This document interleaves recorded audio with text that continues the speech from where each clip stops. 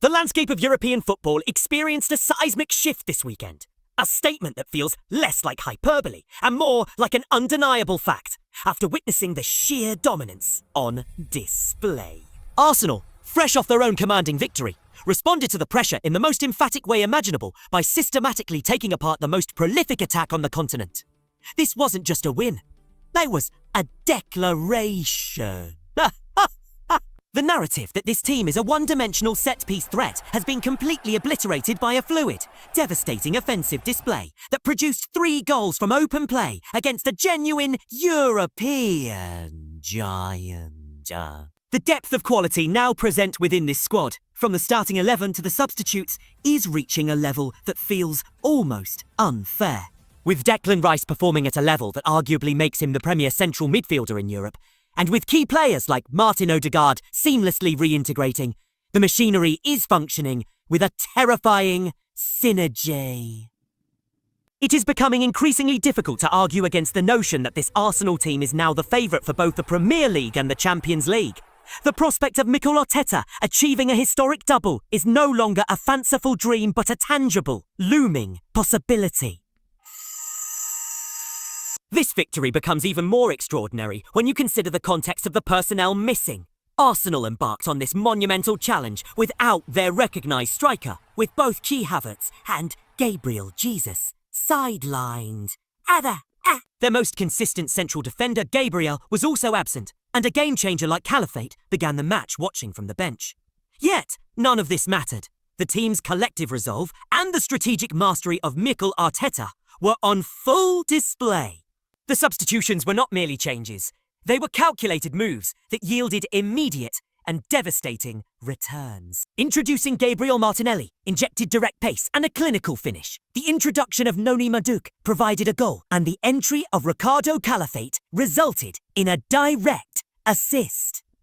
Every single decision made by the manager in that second half was vindicated, contributing to a performance that deserves the highest possible praise and solidifying the idea that this squad possesses 2 separate starting 11s capable of competing at the highest level. When you dissect the Premier League title race, this weekend carries a weight that could prove definitive. To suggest the race could be over in November sounds ludicrous, but the mathematics paint a stark picture.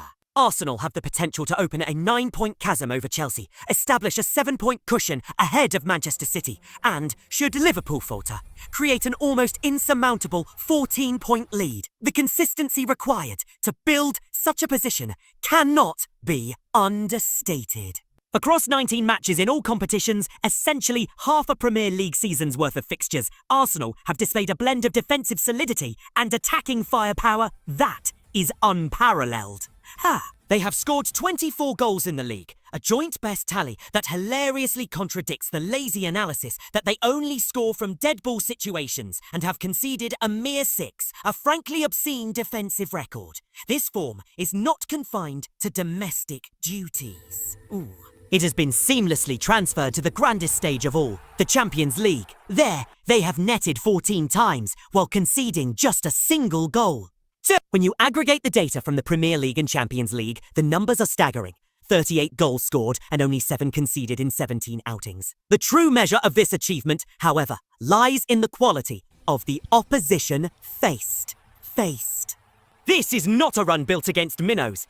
In Europe, they have navigated fixtures against the defensive might of Atletico Madrid and the attacking juggernaut of Bayern Munich. Domestically, they have already faced Liverpool, Newcastle, Tottenham, Manchester United, and Manchester City. The only traditional Big Six rival they are yet to encounter is Chelsea, which makes this weekend's fixture all the more compelling. This is a sustained period of excellence against elite competition, a level of performance that, if attributed to a Manchester City side of recent years, would have everyone unanimously crowning them champions of everything. The forthcoming fixture list only strengthens the belief in their enduring dominance. After the monumental clash with Chelsea, the schedule presents a run of games against Brentford, a tricky but manageable Aston Villa side, and European fixtures that are winnable. Barring the obvious challenge posed by Chelsea, there is a very real possibility that Arsenal emerge from this period with 5 victories from 6 matches. This belief is underpinned by the remarkable strength in depth. Key figures like Gabriel Jesus and others have been absent, yet the team has not merely coped. It's thrived. Players of the calibre of Ethan Nwaneri and Piero Capier were not even required to feature in the last match. The three substitutes who did enter the fray, Martinelli, Caliphate and Maduke, all registered a direct goal contribution. This is the mark of a truly elite squad, where the quality does not drop, it simply changes form. Individual performances are reaching astronomical levels. Bukayo Saka is operating as one of the premier attacking midfielders in the division. Declan Rice's claim to being the best central midfielder in Europe is built on a foundation of destructive defending and progressive passing. The defensive unit, marshalled by the imperious Timber, has a claim to having the best right back in Europe.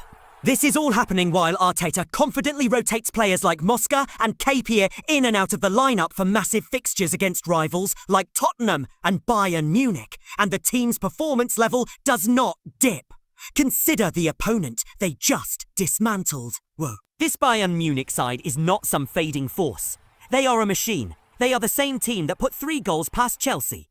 Look at their recent results. 4 goals against Hoffenheim, 4 against a strong side, 5 against another, and a victory over the reigning European champions. No. This is a team in formidable form, and Arsenal did not just beat them. They dismantled them, racking up an expected goals figure of over 3 and creating a host of clear chances while limiting one of Europe's most feared attacks to a single major opportunity. The evidence is now irrefutable. Mikel Arteta and his Arsenal squad deserve every single plaudit coming their way. They are, on current form, the best team in Europe. They are the team to beat in both the Champions League and the Premier League.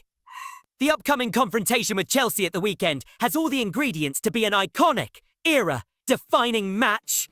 Looking at the potential lineups, brimming with world-class talent from Enzo Fernandez and Caicedo to Reece James and Arsenal's own top scorer, it is a fixture stacked with individual quality.